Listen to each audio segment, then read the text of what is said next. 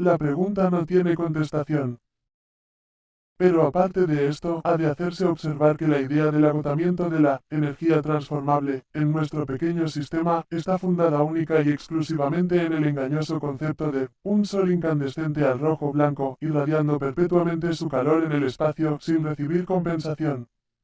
A esto, contestamos que la naturaleza decae y desaparece del plano objetivo, tan solo para volver a surgir después de un periodo de reposo de lo subjetivo y reascender una vez más. Nuestro cosmos y nuestra naturaleza se agotarán únicamente para reaparecer sobre un plano más perfecto después de cada pralaya. La materia de los filósofos orientales no es la materia y la naturaleza de los metafísicos occidentales. Porque, ¿qué es la materia? Y sobre todo, ¿qué es nuestra filosofía científica más que lo tan precisa y cortésmente definido por Kant como la ciencia de los límites de nuestro conocimiento? ¿A qué han conducido las muchas tentativas verificadas por la ciencia para enlazar, unir y definir todos los fenómenos de la vida orgánica por medio de meras manifestaciones físicas y químicas? A simples especulaciones en general, a meras burbujas de jabón que desaparecen una tras otra antes de que a los hombres de ciencia les sea permitido descubrir hechos reales. Todo esto se hubiera evitado y el progreso del saber hubiera procedido a pasos agigantados, solo con que la ciencia y su filosofía se hubiesen abstenido de aceptar hipótesis fundadas en el mero conocimiento limitado y exclusivo de su materia. El ejemplo de Urano y de Neptuno, cuyos satélites 4 y 1, respectivamente, giraban, según se creía, en sus órbitas de oriente a occidente, mientras que todos los demás satélites giran de occidente a oriente, es una buena muestra de la poca confianza que deben inspirar todas las especulaciones a priori, aun cuando se hallen basadas en el análisis matemático más exacto. La famosa hipótesis de la formación de nuestro sistema solar salido de los anillos de la nebulosa, presentada por Kant y Laplace, se hallaba fundada principalmente en el supuesto de que todos los planetas giraban en la misma dirección. En este hecho, matemáticamente demostrado en tiempos de Laplace, es en lo que el gran astrónomo, calculando según la teoría de probabilidades, se apoyó para apostar 3 millones contra 1 a que el próximo planeta que se descubriese presentaría en su sistema la misma peculiaridad de movimiento hacia el este. Las leyes inmutables de las matemáticas científicas fueron vencidas por los experimentos y observaciones posteriores. Esta idea del error de Laplace prevalece en general hasta hoy día, pero algunos astrónomos han logrado finalmente demostrar que el error ha consistido en tomar la afirmación de Laplace por una equivocación, y en la actualidad se están dando pasos para corregir la BWE sin llamar la atención general. Muchas sorpresas desagradables de este género se hallan en reserva para las hipótesis, aun de un carácter puramente físico. ¿Cuántas desilusiones más pueden, pues, existir respecto de cuestiones relativas a una naturaleza oculta y trascendental?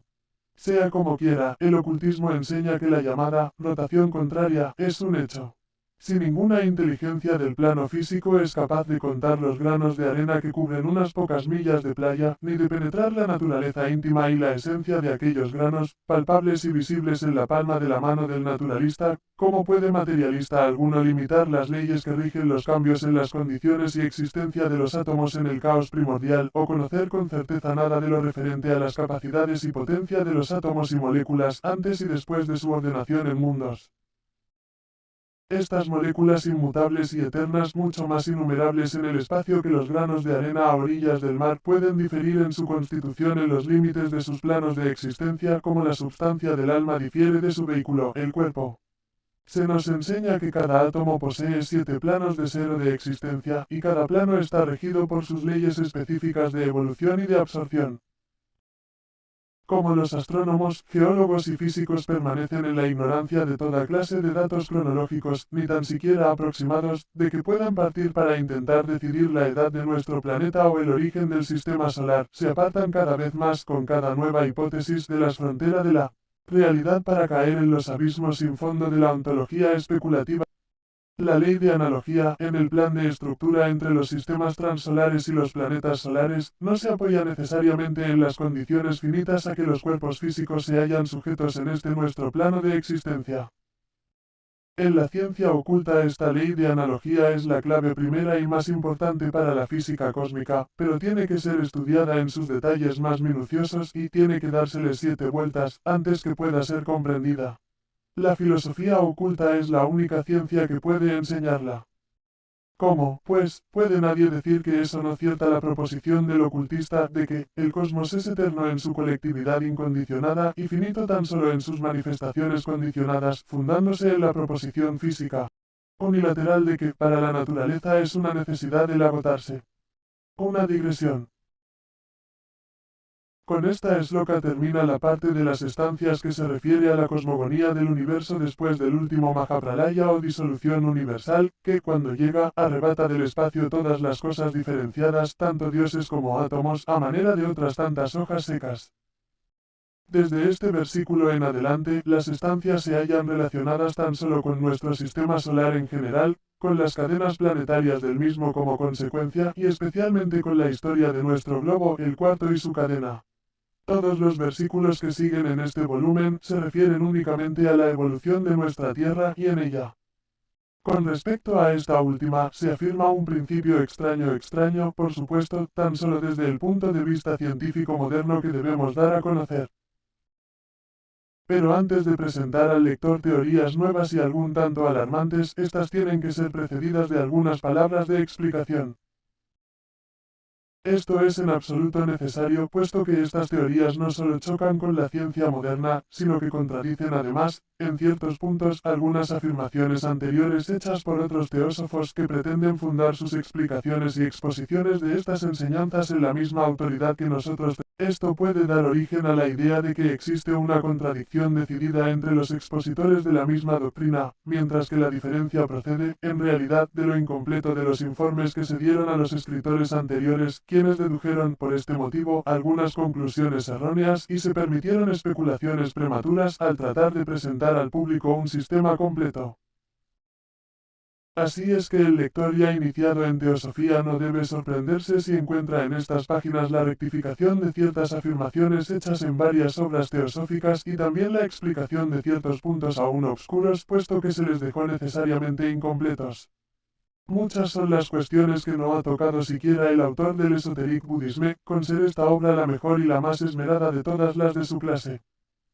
Por otra parte, hasta él mismo ha introducido varias nociones erróneas que han de presentarse ahora en su verdadera luz mística, hasta el punto en que quien estas líneas escribe sea capaz de verificarlo. Hagamos, pues, una breve interrupción entre las eslocas justamente explicadas y las que seguirán después, pues los períodos cósmicos que las separan son de una duración inmensa. Esto nos dará tiempo suficiente para echar una ojeada sobre algunos puntos pertenecientes a la doctrina secreta que han sido presentados al público bajo una luz más o menos dudosa y algunas veces errónea. Algunos conceptos primitivos erróneos referentes a los planetas, a las rondas y al hombre. Entre las 11 estancias omitidas existe una que hace la descripción completa de la formación sucesiva de las cadenas planetarias, después de haber comenzado la primera diferenciación cósmica y atómica en el acosmismo primitivo. Inútil es hablar de leyes que aparecen cuando la deidad se prepara para crear, pues las leyes, o más bien la ley, es eterna e increada, y además la deidad es la ley y viceversa. Por otra parte, la eterna ley una desenvuelve todas las cosas en la naturaleza que ha de manifestarse, con arreglo a un principio séptuple, y entre otras, las innumerables cadenas circulares de mundos, compuestas de 7 globos graduados en los 4 planos inferiores del mundo de formación, perteneciendo los otros 3 al universo arquetipo. De estos 7 globos, tan solo uno, el inferior y el más material de todos, se halla dentro de nuestro plano o al alcance de nuestros medios de percepción, permaneciendo los otros 6 fuera del mismo y siendo por lo tanto invisibles al ojo terrestre. Cada una de tales cadenas de mundos es el producto y la creación de otra, inferior y muerta, es su reencarnación por decirlo así. Para aclararlo más, se nos enseña que cada planeta de los cuales 7 únicamente eran llamados sagrados por estar regidos por los dioses o regentes más elevados y no porque los antiguos no supiesen nada de los demás, que ya sea conocido o desconocido, es septenario como también lo es la cadena a que la Tierra pertenece. Por ejemplo, todos los planetas tales como Mercurio, Venus, Marte, Júpiter, Saturno, etc., nuestra Tierra, son tan visibles para nosotros, como lo es probablemente nuestro globo a los habitantes, si los hay, de los demás planetas, puesto que se encuentran todos en el mismo plano, mientras que los globos superiores y compañeros de estos planetas están en otros planos por completo fuera del de nuestros sentidos terrestres.